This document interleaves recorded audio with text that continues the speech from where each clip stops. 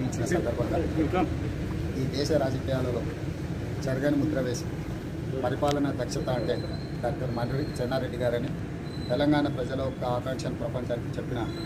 మొదటి తెలంగాణ ఉద్యమాన్ని విస్తృతంగా నడిపి తెలంగాణ గొంతును ప్రపంచానికి వినిపించిన నాయకుడు. వారి కుమారుడు శశిధర్ రెడ్డి గారు శాసనసభ్యుడిగా, నేషనల్ డిజాస్టర్ మేనేజ్మెంట్ వైస్ చైర్మన్గా తెలంగాణలో సాగునీటి ప్రాజెక్టుల మీద, అదేవిధంగా ఎన్నికల నియమ నిబంధనల మీద